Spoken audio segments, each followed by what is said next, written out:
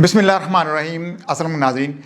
नाज़रीन, इस वक्त पूरी दुनिया का महवर और मरकज़ मिडल ईस्ट बना हुआ है और उसकी वजह शायद ये है कि इसराइल जब से कायम हुआ है वो हालत जंग में है और इसराइल अपने मिशन पर कायम है। अब वो जब तक सुकून में नहीं आएगा, बाकी जो अलम मुबारक हैं वो भी उस तरह सुकून नहीं ले सकते हैं। नाज़रीन, इससे पहले एक अरबों के साथ इसराइल की झड़प हो चुकी है, एक जंग हुई है, लेकिन उसमें अरब मालिक ने काफ़ी हद तक नुकसान उठाया है। तो नाज़रीन, अगर हम इनके दिफाई बजट का अंदाज़ा लगाएं तो अरब मालिक की टोटल आबादी 30 करोड़ है और उनका दिफाई बजट तकरीबन 150 अरब डॉलर है। और इसी तरह अगर हम मवाजना करें इसराइल के साथ, और इसराइल की नाज़रीन आबादी 1 करोड़ है और उनका दिफाई बजट 32 अरब डॉलर है। तो नाज़रीन, अगर हम टोटल मुवाजना करें तो तमाम अरब मालिक इस वक्त अगर मुश्तरका एक फ़ौज बनाते हैं, मतलब जिस तरह छप्पन ममालिक की एक फ़ौज बनी हुई थी, लेकिन अरब मालिक उस तरह इसराइल के अगेंस्ट खुलकर सामने नहीं आ रहे और मैं समझता हूँ कि ये सरासर इनकी नाकामी है। लेकिन नाज़रीन, कुछ अर्सा पहले आपने ईरान की और इसराइल के साथ जंग देख ली और उसमें आपने देखा कि इसराइल को मुँह की खानी पड़ी और ईरान का पल्ला उसमें भारी रहा है। नाज़रीन, जब हमने देखा कि कुछ अर्सा पहले ईरान और इसराइल की जंग में ईरान का पलड़ा भारी रहा है, तो उस वक्त भी चाहिए था अरब मालिक को कि वो ईरान के साथ खड़े होकर इसराइल के ऊपर अटैक करते, लेकिन उस वक्त वो अपनी एक अना में और ज़िद में वो गुम रहे और उस टाइम उनको एहसास नहीं हुआ। लेकिन जब इसराइल ने कतर के ऊपर हमला किया तो फिर अरब मालिक को एहसास हुआ कि अब हमें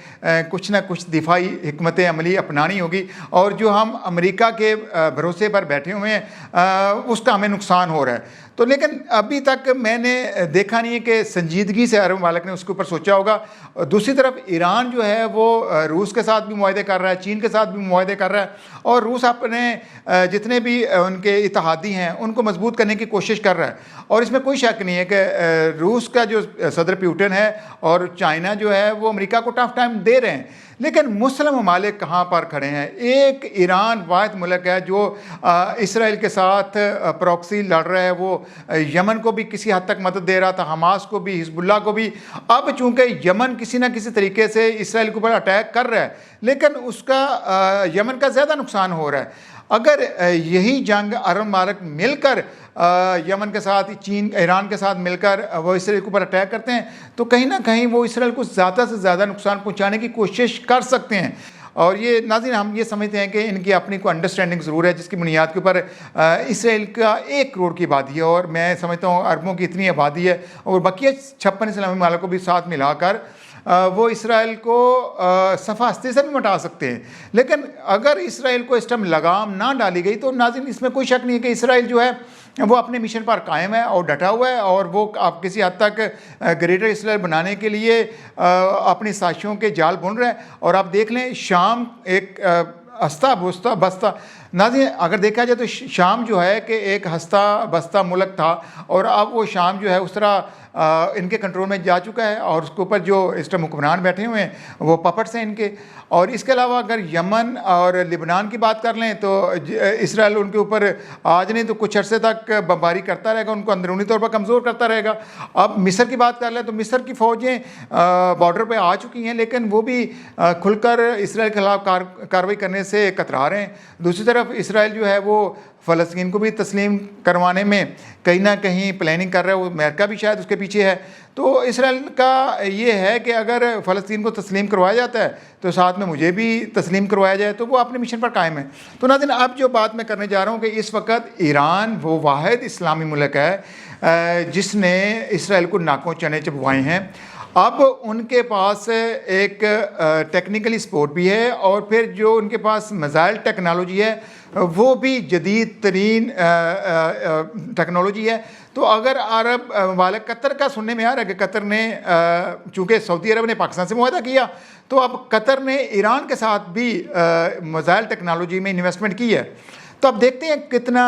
ये कारगर साबित होता है। बहरहाल जो चीज़ मैं इस वीलॉग में डिस्कस करना चाह रहा हूँ वो ये है कि नाज़रीन, इस वक्त मुस्लिम उम्मा को मुत्तहिद होने की ज़रूरत है, OIC को फ़ाल बनाने की ज़रूरत है। जब पाकिस्तान और सऊदी अरब ने मुआहदा किया तो इसमें अभी फ़लस्तीन की बात हो रही थी कि उसका दिफा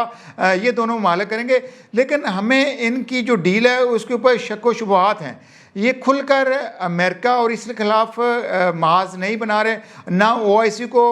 فعال کر رہے ہیں۔ ہاں، ایران چونکہ کھل کر امریکہ اور اسرائیل کے جتنے بھی پلان بن رہے ہیں ان کے خلاف وہ ڈٹ کر کھڑا ہے، اور اب آگے بھی جو دھمکیاں ٹرمپ صاحب اسرائیل کو دے چکے ہیں، آگے بھی جو ٹرمپ صاحب ایران کو دھمکیاں دے چکے ہیں، ان پر عمل نہیں ہوا۔ ایران اپنے مشن پر بھی قائم ہے، اور وہ اس کی دھمکیوں کو ویسے بھی گیدڑ بھبکیاں ہی سمجھتا ہے، اور اس کے علاوہ وہ آگے کوئی کارروائی نہیں فردر کر سکتے۔ تو ایران کے ساتھ پاکستان کے بہت اچھے تعلقات قائم ہو سکتے ہیں۔ ہم معاشی طور پر ناظرین مضبوط ہو سکتے ہیں، چونکہ ہمارا جو زیادہ تر بجٹ ہے وہ ہم جو آئل منگواتے ہیں اس کے اوپر ہمارا ضائع ہو جاتا ہے۔ تو اگر ہم سعودی عرب کی بجائے ایران کے ساتھ بھی، دونوں کو بلکہ ہم متحد کریں، OIC کو فعال کریں، تو پاکستان کافی حد تک مضبوط ہو سکتا ہے۔ لیکن شاید لیڈرشپ میں وہ کوالٹی نہیں ہے، وہ حوصلہ نہیں ہے، وہ ہمت نہیں ہے، وہ جرأت نہیں ہے جس کی بنیاد کے اوپر یہ ملکی اور قومی مفاد میں فیصلے کرنے سے کترا رہے ہیں۔ حالانکہ یہ سنہری موقع ہے مسلم امہ کے پاس کہ وہ اسرائیل کا راستہ روک سکتے ہیں۔ پاکستان ایک ایٹمی طاقت ہے، اور پاکستان کے پاس ٹیکنالوجی بھی ہے، اور پاکستان میزائل ٹیکنالوجی میں بہت آگے ہے، اور آپ نے دیکھا کہ ہماری جو فضائیہ ہے وہ بھی دنیا میں مانی اور جانی جاتی ہے۔ جب ہم نے بھارت کو ناکوں چنے چبوائے ہیں تو اسرائیل بھی کسی حد تک ہم سے مقابلہ نہیں کر سکتا۔ تو اب ہمارے حکمرانوں کو یہ ہمت کرنی ہوگی کہ پہلے تو امریکی چنگل سے آزاد خود کو کرنا ہے، دوسرا یہ ہے کہ مسلم امہ کو اکٹھا کرنا ہے۔ اب اگر سعودی ولی عہد نے آپ سے معاہدہ کر لیا تو اس کو بھی قائل کریں کہ ہم اگر اس وقت مسلم امہ کو متحد کر کے، کیونکہ پوری دنیا کے وسائل اس وقت مسلمانوں کے پاس ہیں، قطر کے پاس بے شمار دولت ہے، اور پھر جو ان کے پاس معدنی وسائل ہیں وہ بہت زیادہ ہیں، اور پاکستان بھی وسائل سے مالا مال ہے، لیکن چونکہ ہم قرضوں میں ڈوبے ہوئے ہیں، اور ہمارے جو پاپٹ حکمران ہیں وہ قرضوں پہ قرضے لے کر اس ملک کو چلاتے جا رہے ہیں، اور اس لیے پھر ہم IMF کے اور امریکہ کی غلامی سے نہیں نکل رہے ہیں۔ تو بہرحال ناظرین، اس ویلاگ کا کرنے کا مقصد یہ ہے کہ ابھی بھی ایک سنہری موقع ہے پاکستان کے اندر۔ زیادہ تر ایسے مسلمان بستے ہیں جو اسرائیل کو کبھی بھی دل سے تسلیم نہیں کریں گے۔ اگر ہمارے حکمران کسی نہ کسی طرح سے ڈیل بھی کر رہے ہوں، کہیں نہ کہیں تسلیم کرنے کی بھی بات کر رہے ہوں، تو اس کا بہت شدید رد عمل بھی آئے گا۔ تو میں سمجھتا ہوں کہ اب ان کے پاس موقع ہے،